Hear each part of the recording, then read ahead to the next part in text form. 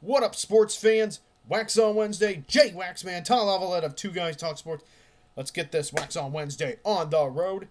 And we're going to kick things off with the guy playing for the Chicago Blackhawks who is hitting his stride.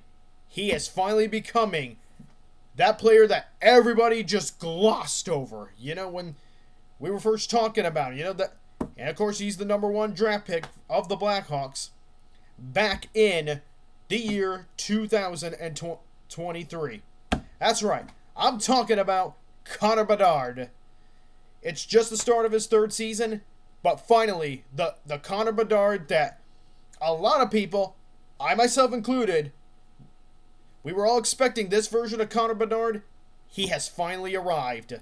Bedard is playing his best hockey so far to start this new season. And so far, in the games that he's played, he's got 6 goals. That's a lot. A lot of goals. And against the Ottawa Senators, he finally got a hat trick. He finally had 3 goals in one game and a well-deserved hat trick. Gosh, you guys have no idea how excited this makes me, because that was a moment that not only Connor Bedard had been looking for a long time, but he needed this moment. This validates that, hey, Connor Bedard is not going to be a draft bust. No way. I never believed he would be a draft bust. I wasn't sure he would be like what Connor McDavid is right now for the Edmonton Oilers, but so far to start this new season, Connor Bedard is looking red hot. He's playing his best hockey. The 6 goals, and you got all those assists. But in addition to that, he looks a lot better on defense. He's improved in the face-off circle. All the things that the Blackhawks need Connor Bedard to do, he's been doing that. Not just the goals scored. Of course, he had 2 goals before that game against Los Angeles. He had 2 goals to start the season. Nothing to brag home about. But in his last 2 games, 4 goals total. And he's now got 6 goals on the season. And he had his first hat trick against the Ottawa Senators. So, and congrats to Connor Bedard. Connor, congrats on your first hat trick. You deserve it, man. I'm so happy for you.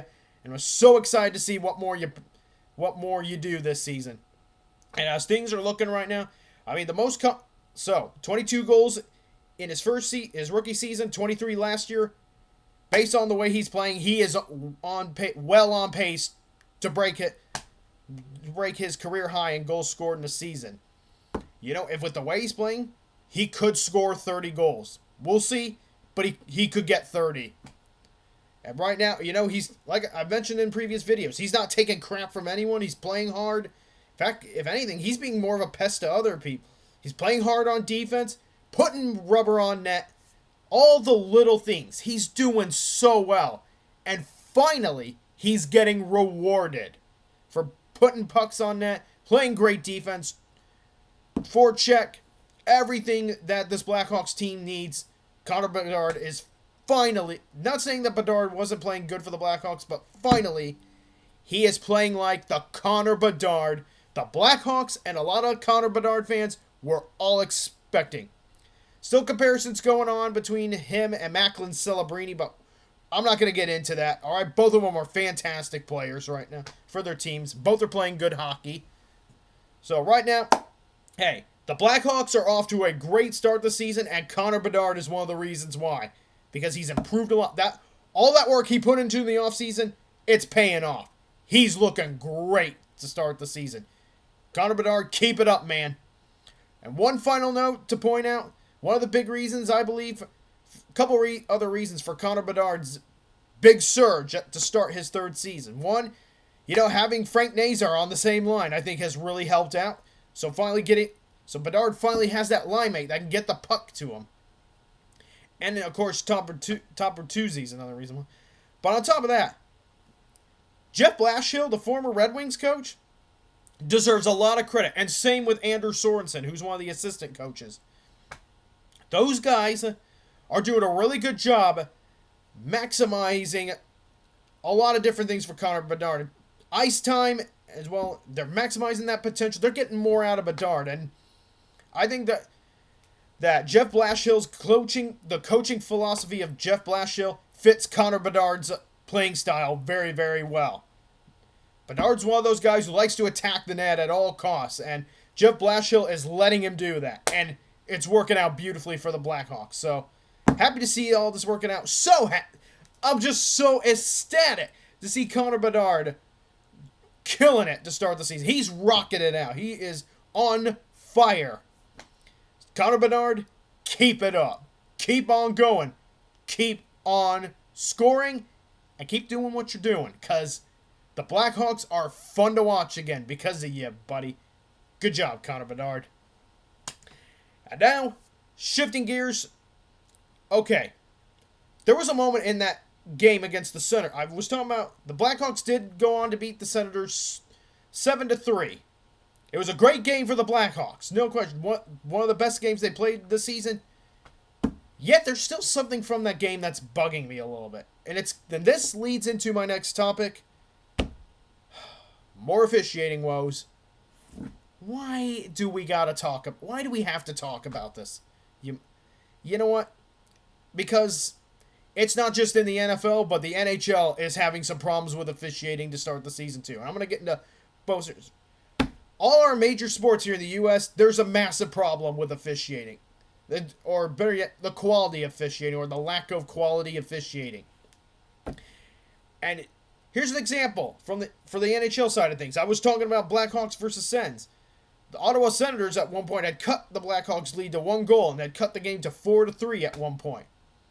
But on that third goal, the guy who would score the goal for the Senators was clearly, and I do mean clearly, offsides. The Blackhawks actually challenged this ruling, and clear as day, replay showed he was offsides. And what happens? Upon the replay, the officials say the call on the ice stands. It's a good goal. But if you guys watch that replay, now, you can say whatever you want about that, but in my opinion, and a lot of people's opinion, clear as day, clear as night, that goal should not have counted. It was offsides. And I guess from what I understand, the Blackhawks announcers were trying to explain that the big reason that the officials ruled that play the way that they did was because the guy who would score the goal had control of the puck. But if you watch the replay, the puck is quite a distance away from his stick. Like, he actually moves the puck as if he was trying to pass to the guy right next to him.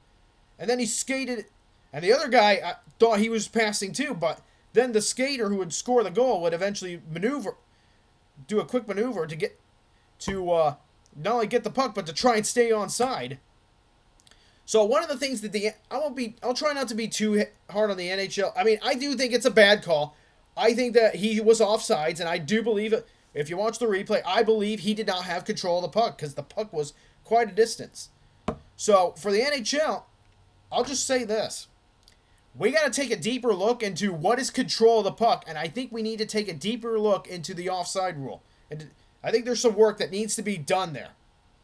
So I do think the NHL, they've got some officiating problems, but other leagues have it worse, in my opinion for now. But there have been some bad calls against the Blackhawks, and this was one of them. This one frustrated me. Like, you guys go ahead, take a look at the replay, and and I'll try to provide a link in the below. If not, shame on me then. But you take a look at that replay, and you tell me whether or not that was control of the puck or not. Because that, to me, like, there's something we got to determine. Does the puck have to be right next to you to be control, or can it be a little distance away? But, like, a few meters away, like 3 meters, that should not count as control. He looked like he was passing it off to someone, or he was shooting off to the side. Once you pass it off and it gets a distance away from you, in my opinion, you've lost control of the puck. And his skates were, according to from the replay that I saw, his skates were ahead of the blue line before the puck was. And I'm a simple guy, okay? I believe offsides is offsides, no matter whether or not you have control or not. That should be irrelevant. We shouldn't have cockamania details. That we shouldn't have to look at the littlest of details to decide whether or not he's offside. Like, control or not, in my opinion, shouldn't matter. It should be, was he ahead of the puck? Like, was he past the blue line before the puck was? If that's the case, offsides, no goal. Simple as that. That's what I believe. But the NHL's problems pale in comparison to the NFL. Oh boy. Oh my goodness. And I'm going to show you that this is not something personal. This isn't just a personal problem that I have with sports, okay? Everybody's got a problem. Giants at the Eagles. Oh my goodness, there were a lot of bad calls that went against the Giants. Now, I don't believe the Giants would have won this game. I do think it would have been closer, but I do think the Eagles still win this game. But you know what? That's not the point here. The officiating was atrocious. The first call that comes to my mind, it was early on, tush push. The Eagles looked like they had a first down, but the ball carrier for the Eagles actually fumbled, and Kayvon Thibodeau actually recovered it. And it looked like he had a fumble recovery. In my opinion, he had a fumble recovery watching that replay. But the referees claimed they blew the whistle dead before he recovered it. Like they claimed they blew the play dead. But based on the replay, I didn't hear a whistle. There was no whistle. That should have been a fumble recovery for the Giants. It would have made the game a lot more interesting. Kayvon Thibodeau, he's right about one thing. The officials are in a tough spot because they don't know how to officiate the tush push. That's probably, arguably, another reason in the case of why the tush push should be banned. Now, do I think it should be banned? I'm still kind of on the fence about it, but I'm just saying that's another reason to ban the tush push if you wanted to ban it, because officials don't know what to do. And then there was an even stupider call in that game. Oh, what a joke this call was. There was a wide receiver for the Giants. He caught the ball, and his jersey is getting tugged from behind, almost torn, by one of the members of the Eagles secondary. You cannot make this up. The officials called offensive pass interference. That's right. The wide receiver who caught the ball and had his jersey tugged from behind was called for OPI. You cannot make this crap up. What? Are you kidding me? If anything, that's way more like DPI, defensive pass interference. And that should have been a catch and a first down and a big play for the Giants. Instead, it ends up getting erased because the referees, for some reason, thought that was OPI. And once again, the NFL, the officiating, those are the two biggest examples of this week in NFL officiating gone wrong. Once again, National Football League, what are we doing here? Train your refs better. I could simply say that. Or, once again, Vegas is doing some bets, or we got to cover a certain spread. The NFL, rigged again. I'm sorry to say that, but the NFL is looking more and more rigged by the day. It feels like ever since that AFC-NFC Championship weekend back in, I believe it was 2019, officiating has just really gone down the tubes. And you know what? Here's the thing. There's this guy by the name of there was a YouTube channel by the name of Set the Edge that I used to watch videos from. And that person said something that I absolutely agree with. NFL officials are a product of their environment. So we don't, and I think he's right. Because it's the NFL that sets the protocols and the training standards for the officiating crews, not the officiating crews themselves. So, if you guys want someone to blame the NFL, because they are not doing diddly squat to help fix the officiating in this game, or to better train these officials. These officials need more training. But the NFL does nothing to help improve the training environments or anything. The NFL just, it feels like the NFL doesn't care. They probably don't care. They're probably getting the outcomes they want. It's frustrating. And by the way, I also want to give credit to a YouTuber by the name of 5 Point Videos. He's a big Giants fan. He's the one that pointed out these calls, and he was so frustrated. At the end of the day, okay, here's the thing. Both the calls that I mentioned in the NHL game, Blackhawks and Senators, and the calls in the Giants-Eagles game, I don't think it made a huge difference in the outcome at all. The Blackhawks still blew out the Senators 7-3. They had a great third period there. And then the calls in the Eagles-Giants game, that would have made things a lot more interesting, but I don't think the Giants would have won. But still, that does not excuse the lack of quality officiating. Both the NHL and the NFL need to get back to the drawing board. and fix these problems. NHL, you need to take a closer look at what constitutes offsides and what constitutes puck control, leading to offsides or onsides.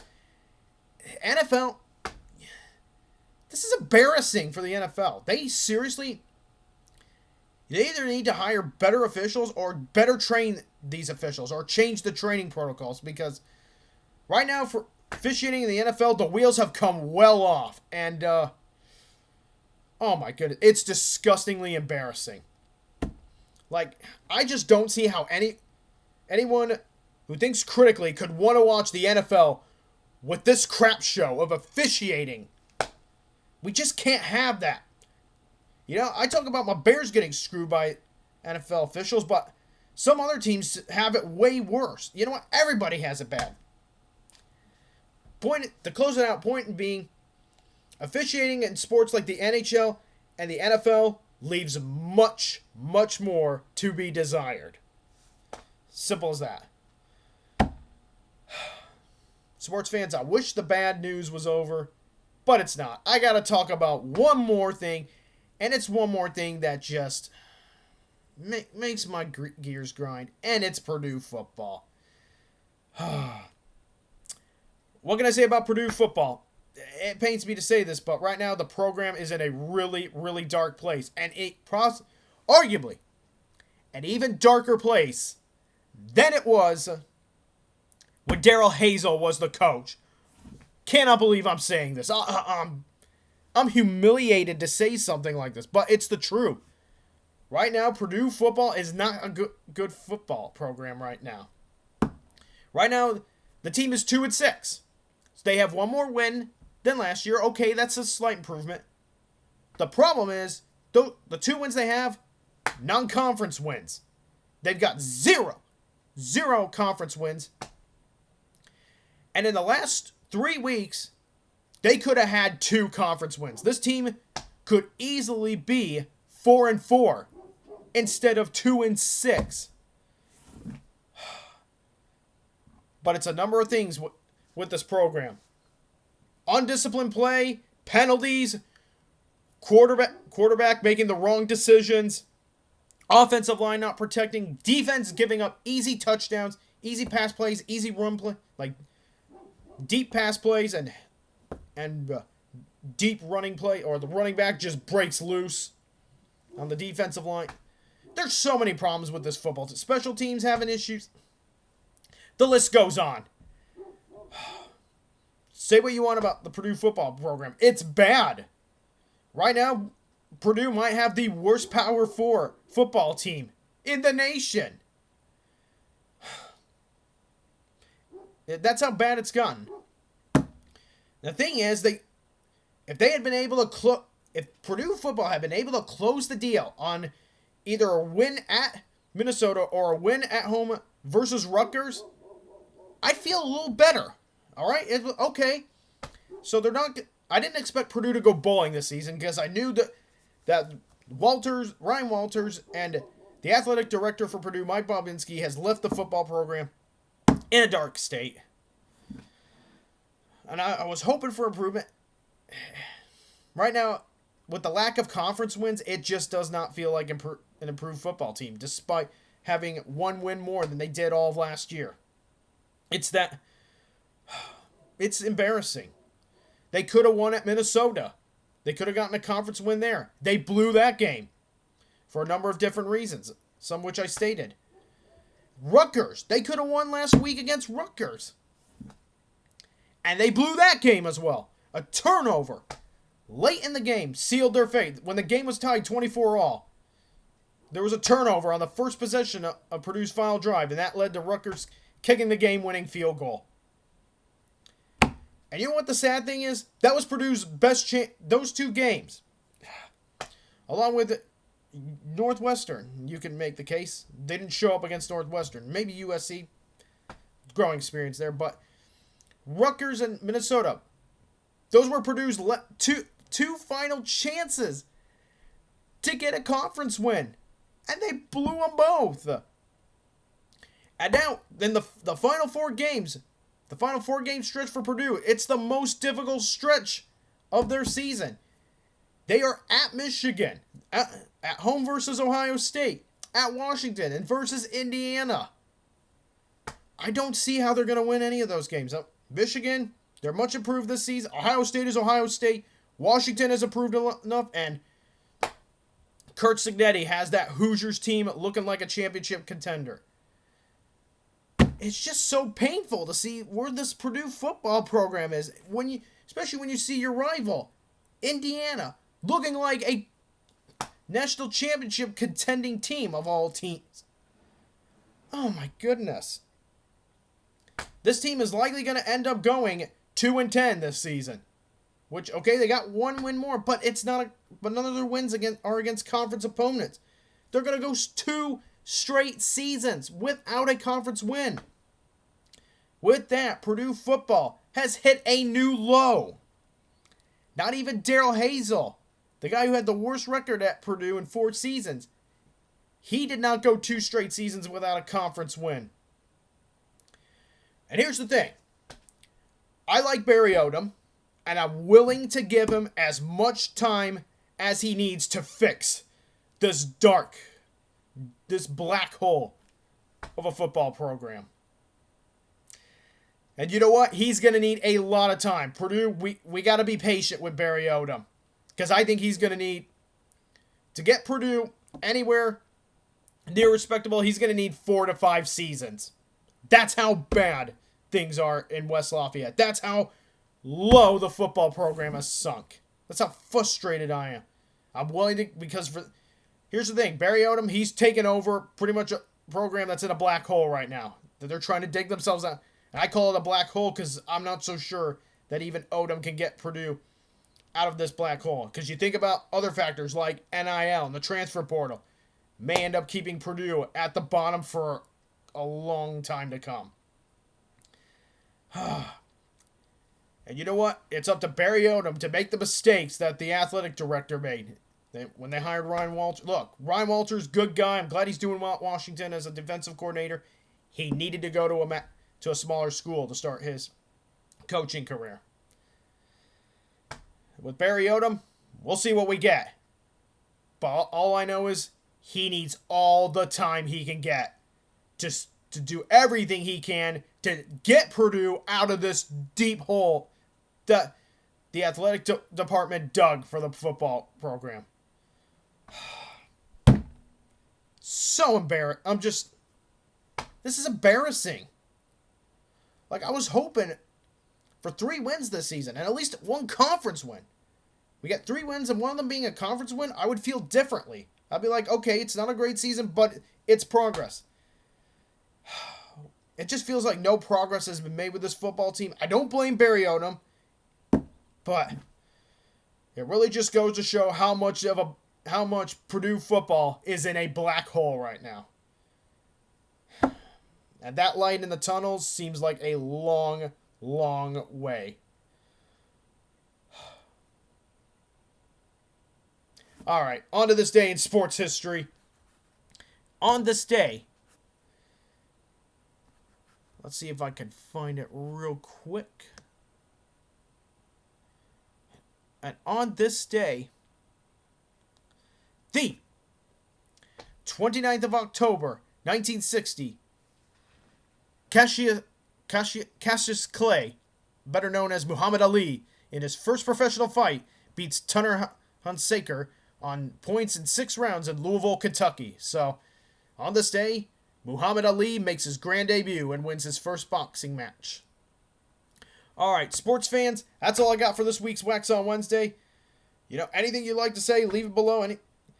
And follow us on Two Guys Talk Sports and other things on this channel to see more videos like this. And we also post on our Facebook page on Two Guys Talk Sports. With that being said, I'll see all of you for Friday Roundtable with my man Tyler Lavalette. Hope you guys are having a good week. Jake Waxman from Two Guys Talk Sports, signing off.